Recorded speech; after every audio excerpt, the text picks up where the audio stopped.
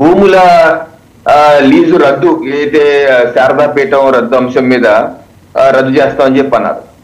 అయితే దీన్ని ఒకసారి మనం చూస్తే వాసుదేవన్ గారు, ఈ శారదాపీఠానికే కాదు వివిధ మఠాలకి 2006-7లోనే నాకు గుర్తుండి 30 పైగా అటువంటి మఠాలకి కొంత తిరుమలలో కొంత భూములు లీజుకి ఇవ్వడం జరిగింది. దేనికి ఇచ్చారంటే అక్కడ ఆధ్యాత్మిక ధార్మిక కార్యక్రమాలు నిర్వహించడానికి చేయమని చెప్పేసి ఇవ్వడం జరిగింది.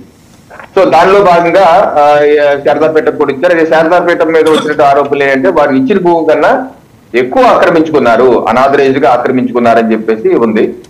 దాని మీద గతంలో కూడా 2019లో కూడా అధ్యయనం చేశారు. అధ్యయనం చేసిన తర్వాత శారదాపీఠమే కాదు ఇంకో 2-3 పీఠాలు కూడా ఇలాగా ఎక్కువ భూమి ఆక్రమించారని చెప్పి.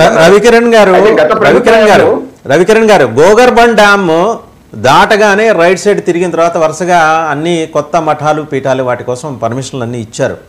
సో మ్యాక్సిమం అన్నీ వైలేట్ చేసినాయి, ముందు కొంత వెనక్కి కొంత అని. శారదాపీఠానికి మాత్రమే ఈ ఫెసిలిటీ కల్పించడం వెనుక ప్రభుత్వ కక్షపూరిత విధానం ఏమన్నా ఉందా?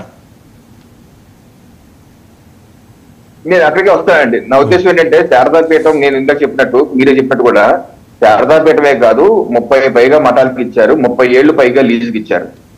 అయితే కొంతమంది ఇచ్చిన భూమి కన్నా ఎక్కువగా ఆక్రమించారన్నది కూడా ఉంది.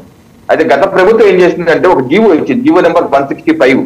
అది ఎప్పుడు ఇచ్చారు? 4 జూన్ 2020 ఇచ్చినటువంటి జీవో. ఈ జీవో ఏంటి? ఏదైతే ఎక్కువ భూమి ఆక్రమించారో ఆ ఆక్రమించిన భూమిని రెగ్యులరైజ్ చేస్తూ ఇచ్చినటువంటి జీవో. ఆ రెగ్యులరైజేషన్ కి కావాల్సిన అమౌంట్ ఎంత కట్టాలో కూడా ఈ జీవోలో మెన్షన్ చేశారు. ఈ జీవోలో శారదాపీఠమే కాదు Tirumala Tirupati Devasthanam reference here by accord permission for regularization extent of 1870 square feet additional occupied by Shri Mounaswamy Mutt. Mounaswamy Mutt కూడా 1880 స్క్వేర్ ఫీట్లు అదనంగా ఆక్యుపై చేశారు. అలాగే శ్రీపీఠం కూడా 4817 స్క్వేర్ ఫీట్లు ఆక్యుపై చేశారు. అందుకనే దాన్ని రెగ్యులరైజ్ చేస్తూ మౌనస్వామి మఠకి స్క్వేర్ ఫీట్ కి 374 రూపాయలు, అలాగే శారదాపీఠ మఠానికి స్క్వేర్ ఫీట్ కి 964 రూపాయలు అదనంగా కట్టించుకుంటూ రెగ్యులరైజ్ చేయమని చెప్పి ఇచ్చినటువంటి జీవో. సో ఇప్పుడు సమస్య వస్తుందంటే శాఖాపరమైనటువంటి సమస్యలు ఏ రకంగా వస్తాయి అన్నది మనం చూడాలి. ఎందుకంటే శారదాపీఠం వారు తప్పనిసరిగా కోర్టుకు వెళ్తారు. రెగ్యులరైజ్ చేశాము.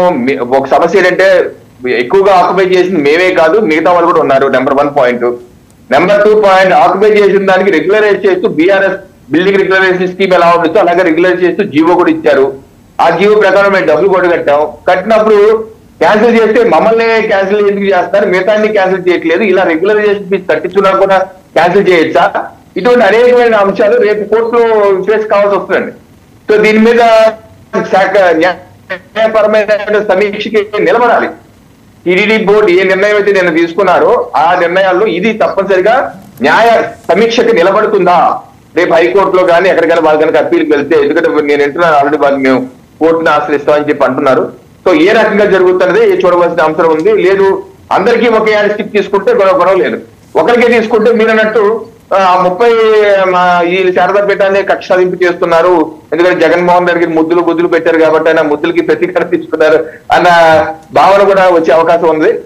దీని మీద ఇది శాఖ న్యాయపరమైన సమీక్షకి నిలబడాల్సిన అవసరం ఉంది వాసుదేవన్ గారు.